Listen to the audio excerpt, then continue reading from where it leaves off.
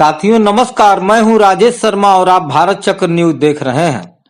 भारतीय लोकतंत्र जो विश्व का सबसे मजबूत लोकतंत्र है, ये मैं नहीं कह रहा हूं, बल्कि जब भारतीय संविधान का निर्माण हुआ तभी से ये बातें पूरे विश्व में हो रही हैं।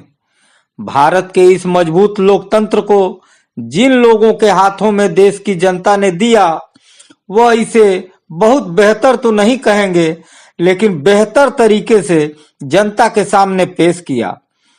पहले लोग ईडी के बारे में नहीं जानते थे और सीबीआई जनता के दिलो दिमाग में एक मजबूत लोकतंत्र की पैरोकार के रूप में कार्य करने का भी काम किया करता था। लेकिन अब वो जमाना बीत गया, क्योंकि आजादी के 75वें साल बीत चुके हैं। देश के लोकतंत्र का बागडोर चाहे कांग्रेस के हाथ में रही हो या बीजेपी या किसी और राजनीतिक पार्टी के हाथ रही हो, सबने देश की भोली भाली जनता के साथ भय, भूख, भ्रष्टाचार के वातावरण से छलने का काम किया है। लेकिन जब से मोदी जी यानी बीजेपी को भारत के मजबूत लोकतंत्र को देश की जनता ने भय, भूख, भ्रष्टाचार को देश से समाप्त करने वाले जुमले पर प्रचंड विश्वास करके देश की बागडोर संभालने का मजबूत मौका दे दिया। मजबूत देश के मजबूत लोकतंत्र के प्रधानमंत्री बनने के बाद पीएम मोदी के बड़े बड़े वादे और मजबूत इरादे के साथ विश्व का भ्रमण कर विश्व गुरु बनने वाले जुमले ने देश की भोली भाली जनता को कभी न भरने वाला जख्म दे दिया।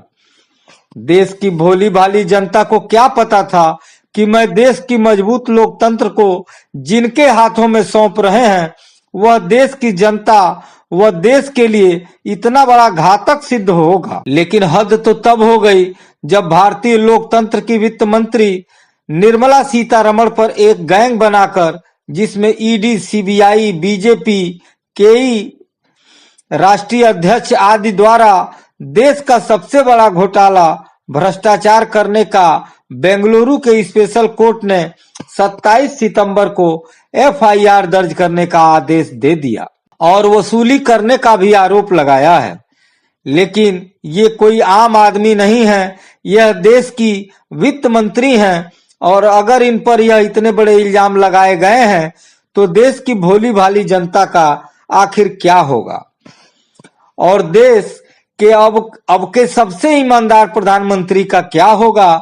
देश सबसे मजबूत लोकतंत्र पीएम मोदी को सलाखों के पीछे भेजने का काम करेगी या गुजरात लॉबी इससे बचने के लिए किसी भी हद को पार करने पर विचार करेगी। इस भ्रष्टाचार से देश की जनता का जो नुकसान पहुंचा है, वह भरपाई मोदी जी करेंगे। भ्रष्टाचार का धन वापस जनता को मिल पाएगा, ये तो वक्त ही बताएगा। आज के लिए बस इतना ही।